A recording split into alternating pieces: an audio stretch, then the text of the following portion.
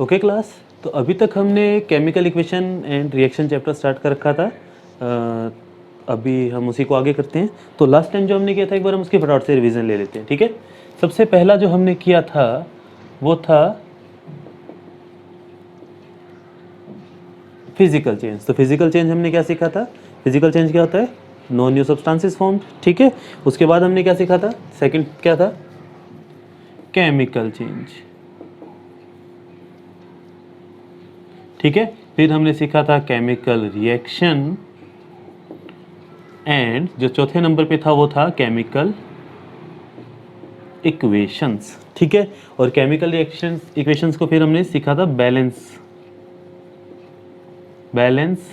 Chemical equation. तो balance हम क्यों करते हैं? तो क्वेश्चन कई बार आता है कि why we have to balance chemical equation. तो इसका सिंपल सा आंसर क्या है? Law of conservation of mass कहता है कि mass can neither be created nor be destroyed. तो अगर हम इसको बैलेंस नहीं करेंगे तो मास में गड़बड़ी आएगी। तो इसका सिंपल सा आंसर क्या है? To obey law of conservation of mass, ठीक है। तो ये था हमारे पास बैलेंस केमिकल इक्वेशन। उसके बाद जो इसमें एक चीज़ है वो आती है कि कैरेक्टरिस्टिक्स।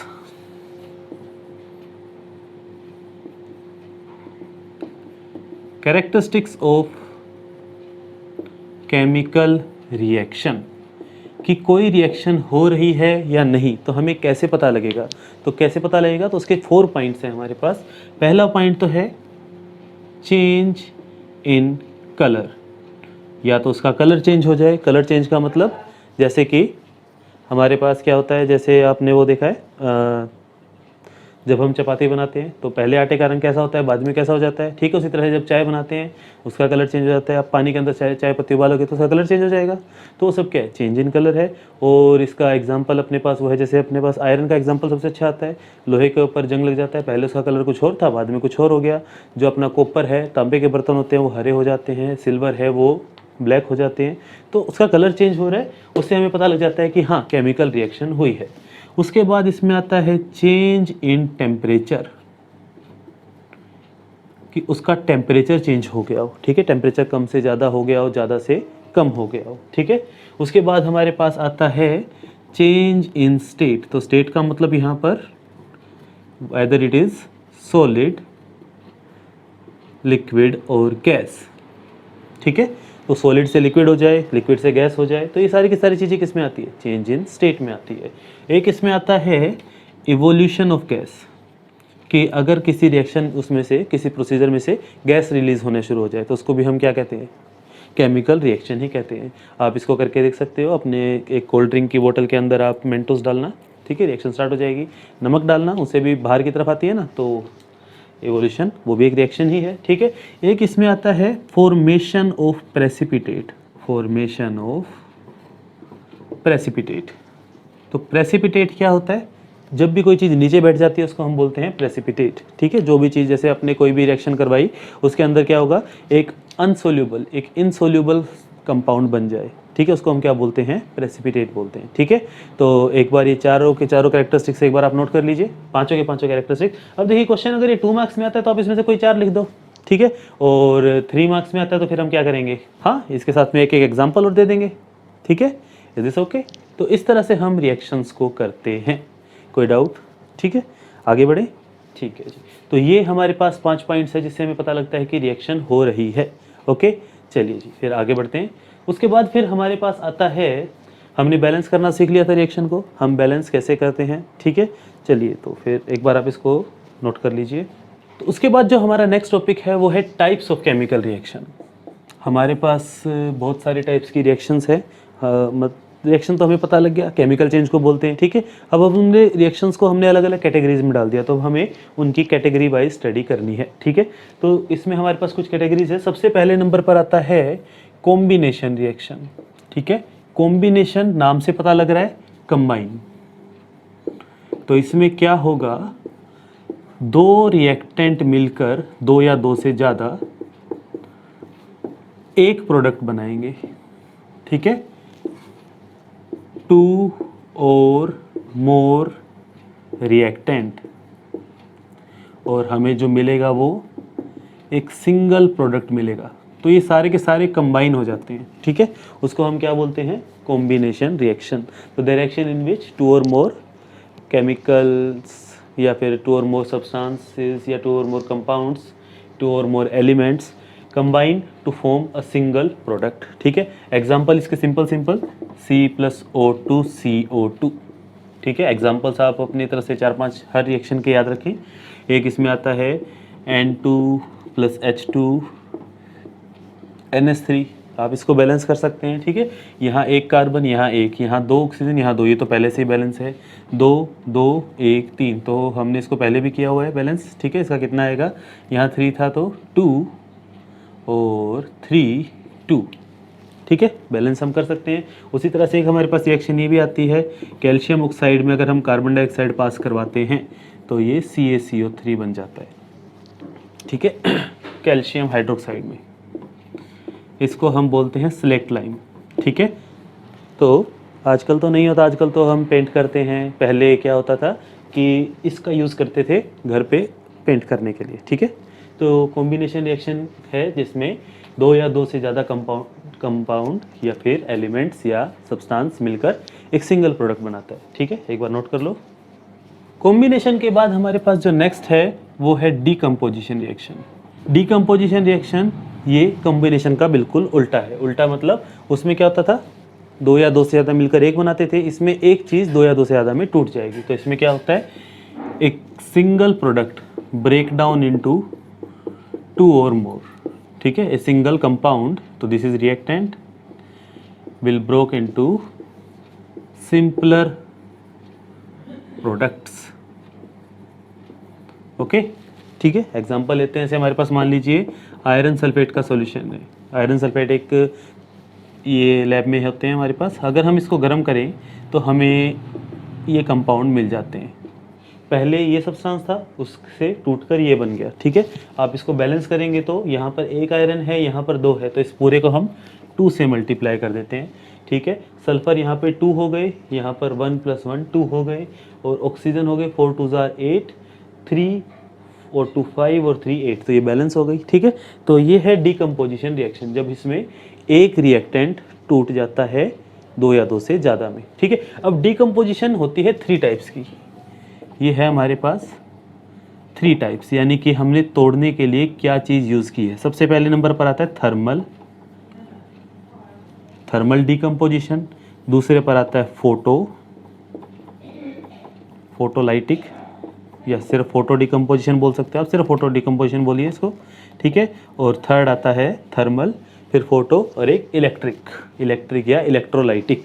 तो थर्मल होता है जिसमें हम किसी चीज़ को गर्म करें और वो टूट जाए, जैसे कि ये हमने इसको, ट्रायंगल का मतलब गर्म करना है, ठीक है, गर्म करते ही टूट गई। फोटो का मतलब बाय लाइट, जिसको हम लाइट के अंदर रखें, सनलाइट हो, मूनलाइट हो या बल्ब की लाइट हो, और वो टूट जाए, ठीक है। तो इसको हम पहले यूज़ करते थे फोटोग्राफी में, फोटोग्राफिक कैमरा, लेकिन आजकल तो डिजिटल कैमरा आ चुके हैं, ठीक है, उनका फंक्शन थोड़ा सा अलग है। और इलेक्ट्रिक होता है बाय इलेक्ट्रिसिटी, ठीक है, करंट लगाओ और चीज़ें टूट जाएंगी। तो आपको हर एक एग्जांपल पता हो। थर्मल का तो हमारे पास है ही, एक एग्जांपल और लेते हैं थर्मल का, कैल्शियम कार्बोनेट। आप इसको गर्म करो तो calcium oxide plus carbon dioxide, ठीक है। उसी तरह से फोटो का होता है हमारे पास, ये केमिकल है सिल्वर क्लोराइड, ठीक है, AgCl। इसको जब आप धूप में रखते हो सनलाइट में, तो ये सिल्वर अलग हो जाता है और क्लोरीन गैस उड़ जाती है, ठीक है। फोटोग्राफी कैमरा में यही यूज़ करते थे। आप पेरेंट्स से एक बार इस बारे में बात कर सकते हो कि पहले जो फोटोग्राफिक फिल्में होती थी, जो रील होती थी, हो सकता है कि घर पे पड़ी भी हो, आजकल तो वो चीज़ आउट ऑफ फैशन हो चुकी है, लेकिन पहले उनके ऊपर फोटोज़ करते थे, ठीक है, नेगेटिव्स बोलते हैं उनको, ओके। तो फोटो डिकम्पोजिशन AgCl भी हो सकता है और AgBr भी हो सकता है, ठीक है। और इलेक्ट्रिक या इलेक्ट्रिसिटी की मदद से, इसमें हमारे पास सिंपल सा एग्जांपल है वाटर। तो वाटर के करंट लगाओगे तो हाइड्रोजन अलग, ऑक्सीजन अलग, ठीक है। तो थर्मल मतलब बाय हीट, फोटो मतलब बाय लाइट, एंड इलेक्ट्रिक मतलब बाय इलेक्ट्रिसिटी। इलेक्ट्रिक बोलिए या इलेक्ट्रोलाइटिक बोलिए, कोई फ़र्क नहीं पड़ता, ठीक है। द सेकंड थिंग इज़ कि हमारे पास ये जो चीज़ें हैं, अब कई बार इसमें देखो क्वेश्चन क्या आता है, क्वेश्चन आता है कि हम सिल्वर क्लोराइड को डार्क बोतल में क्यों रखते हैं, ठीक है। डार्क बोतल में रखने से क्या होगा, उसको लाइट नहीं मिलेगी, और लाइट नहीं मिलेगी तो टूटेगा नहीं, ठीक है ना, टूटेगा नहीं डार्क बोतल्स में रखेंगे तो, ठीक है। तो मोस्टली आप देखिए जो दवाइयों की शीशियाँ होती है वो ब्राउन कलर की होती है, ग्रीन कलर की होती है, जो पीने वाली दवाइयाँ होती है। क्यों? क्योंकि उसके अंदर एक ऐसा केमिकल है जो कि हो सकता है लाइट के साथ रिएक्शन कर जाए और वो फिर दवाई रहे ही ना। बहुत सारी बोतल्स जो है आपकी, उन पे लिखा भी होता है कि keep it cool, dry and dark place, इसको डार्क जगह पर रखिए, ठीक है। डार्क जगह पर रखने का मतलब क्या है, लाइट की प्रेजेंस में आएगी तो उसकी फ़ोटो डिकम्पोजिशन हो जाएगी, ठीक है। इलेक्ट्रिसिटी में, इलेक्ट्रिसिटी से जब आप इसको तोड़ेंगे तो वाटर, हाइड्रोजन और ऑक्सीजन अलग अलग हो जाता है, ठीक है। अब इस रिएक्शन को अगर हम बैलेंस करें तो यहाँ पे 2 क्लोरीन है, यहाँ पर 1 है, तो यहाँ 2, यहाँ 2, ठीक है। उसी तरह से जब आप इसको बैलेंस करेंगे तो यहाँ पर ऑक्सीजन 1 है, यहाँ 2 है, तो हम इसको 2 से मल्टीप्लाई करेंगे और यहाँ 2 से मल्टीप्लाई करेंगे, ठीक है।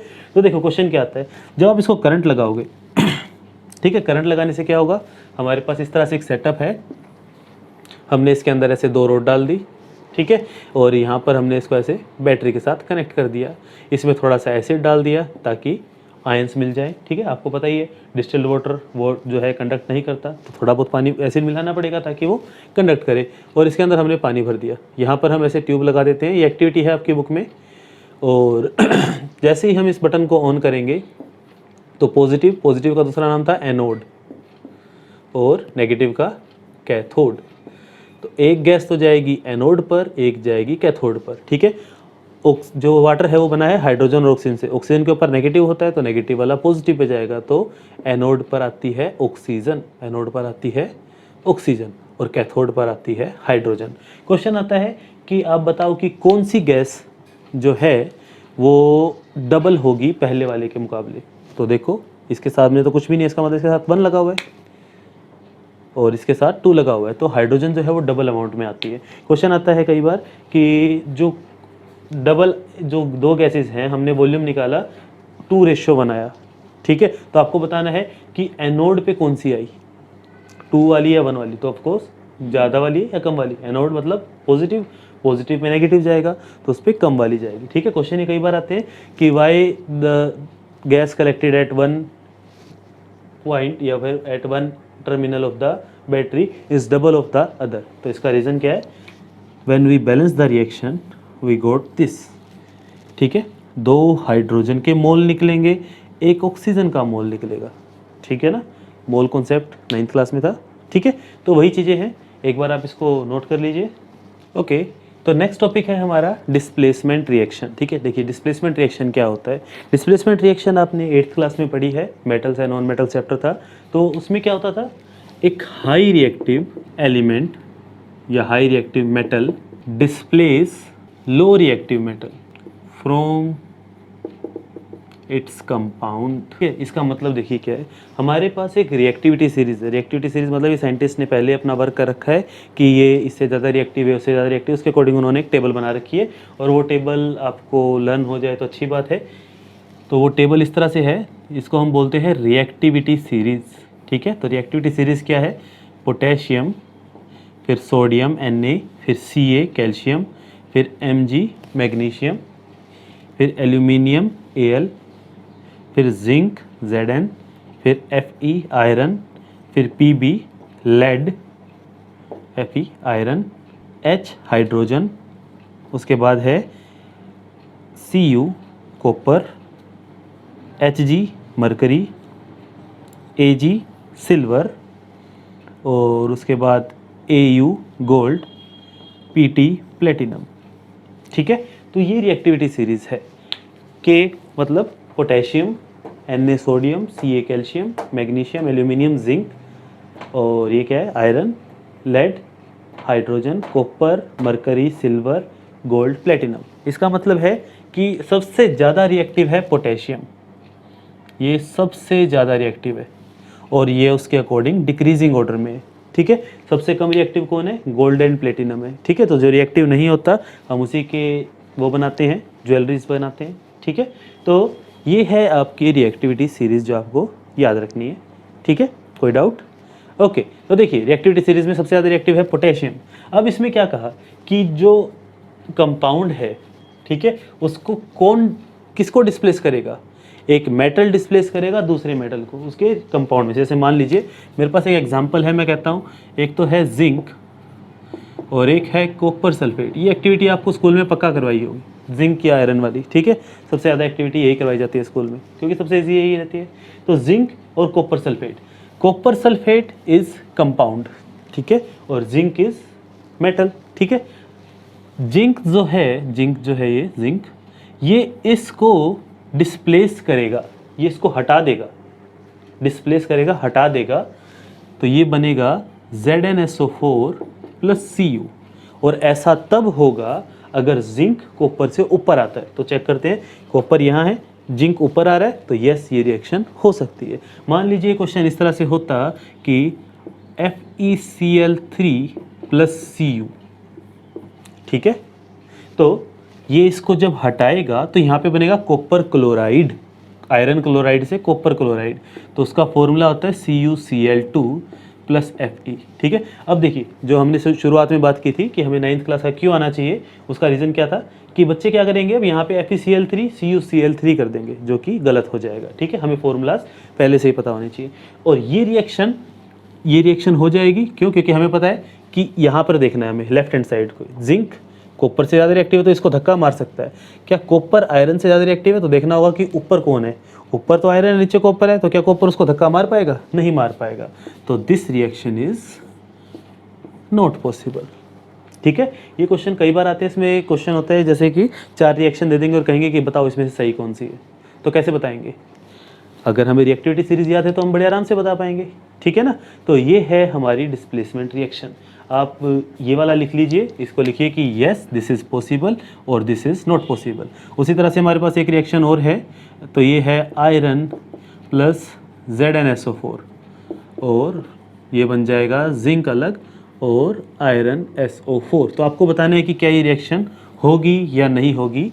2 मिनट का टाइम लो, एक बार स्क्रीन पॉज करके, सामने आपके टेबल भी है और वो भी है, ठीक है, सोच के बताना। चलिए देखते हैं। तो अकेला आयरन है, आयरन ने जिंक को धक्का मारना है, तो चेक करते हैं, आयरन नीचे आता है, जिंक ऊपर आता है, तो धक्का नहीं मार पाएगा, तो ये रिएक्शन नहीं हो पाएगी, ओके। हाँ, अगर इसकी रिएक्शन ऐसे होती है कि zinc + FeSO4 this gives us ZnSO4 + Fe, तो ये रिएक्शन एकदम ठीक है, लेकिन ऊपर वाली गलत है, ठीक है। आप इसके सही एग्जाम्पल और गलत एग्जाम्पल दोनों उतार लो ताकि याद रहे कि कहाँ गलती होती है, ओके। क्रॉस लगा लेना अपने हिसाब से। नेक्स्ट जो हमारे पास रिएक्शन है वो है exothermic reaction and endothermic reaction, ठीक है। एक्सोथर्मिक रिएक्शन क्या होता है? एक्सो मतलब रिलीज होना, थर्मिक थर्मल हीट, ठीक है। तो जिस रिएक्शन में हीट रिलीज हो,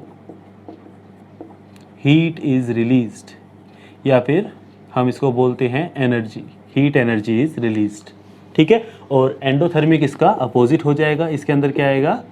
हीट एनर्जी इज रिलीज का उल्टा क्या होता है? एब्जॉर्ब, ठीक है। तो अगर एब्जॉर्ब हो गया तो एंडोथर्मिक है और रिलीज हो गया तो एक्सोथर्मिक है। इसका सबसे अच्छा एग्जाम्पल जो है हमारे पास वो है रेस्पिरेशन। जब हम सांस लेते हैं तो हमें एनर्जी मिलती है, रिलीज हो रही है ना, ठीक है। और एंडोथर्मिक का सबसे अच्छा एग्जांपल क्या होगा? रेस्पिरेशन का उल्टा फोटोसिंथेसिस, फोटोसिंथेसिस,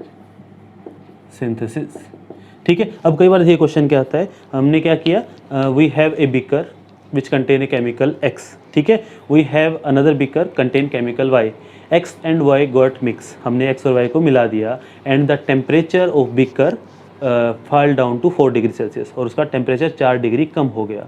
तो आपको बताना है कि वो कौन सी रिएक्शन है। तो टेम्परेचर कम हो गया, इसका मतलब क्या हुआ?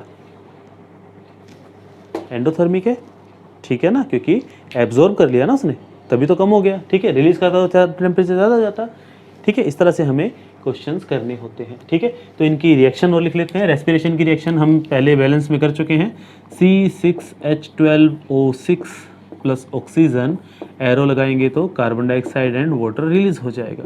इसको आप बैलेंस करेंगे तो यहाँ 6 और यहाँ 6, ठीक है। और फोटोसिंथेसिस इसी रिएक्शन का जस्ट उल्टा है, यानी कि CO2 plus H2O gives us C6H12O6 plus O2, ठीक है। बैलेंस उसी तरीके से करनी है। तो ये है आपकी एक्सोथर्मिक एंड एंडोथर्मिक। इसके आगे बहुत सारे एग्जांपल्स आएंगे जब हम इसके और क्वेश्चंस करेंगे, वेराइटीज़ ऑफ क्वेश्चन करेंगे, तब आपको ये चीज़ें अच्छे से याद होती जाएंगी, ठीक है। एक बार आप इसको नोट कर लो। तो आज की क्लास में जो हमने डिस्कस किया वो हमने किया कैरेक्टरिस्टिक्स ऑफ केमिकल रिएक्शन, ठीक है। सबसे पहले जो हमने डिस्कस किया था वो था कैरेक्टरिस्टिक्स ऑफ केमिकल रिएक्शन। तो 4 कैरेक्टरिस्टिक्स थे। एक तो था इवोल्यूशन ऑफ हीट निकलती है उसमें से, और इवोल्यूशन ऑफ गैस, ठीक है, या फिर change in temperature, change in colour और चेंज इन स्टेट, ठीक है, फॉर्मेशन ऑफ प्रेसिपिटेट। हमने ये 5 पॉइंट किए थे। उसके बाद फिर हमने किए थे टाइप्स ऑफ रिएक्शन। सबसे पहले हमने किया कॉम्बिनेशन क्या होता था, इन which 2 or more substance combine to form single compound, ठीक है। और डिकम्पोजिशन उसका उल्टा होता था कि जिसमें एक चीज़ टूट जाएगी, ठीक है। Single compound is break down into simpler products, ठीक है। डिकम्पोजिशन करने के 3 तरीके थे। थर्मल मतलब बाय हीट, फोटो मतलब by light, sunlight, and electrolytic मतलब बाय इलेक्ट्रिसिटी, ठीक है। उसके बाद फिर हमने किया था डिस्प्लेसमेंट रिएक्शन क्या था, हाई रिएक्टिव लो रिएक्टिव को डिस्प्लेस कर दे, ठीक है। तो उसके लिए हमारे पास जो है रिएक्टिविटी सीरीज जो है आपको लर्न होनी चाहिए, ठीक है। आप उसको एक बार फिर नोट कर लीजिए। तो सबसे ज़्यादा रिएक्टिव है पोटेशियम, फिर सोडियम KNaCaMgAl, ZnFePbHCu HgAgAuPt,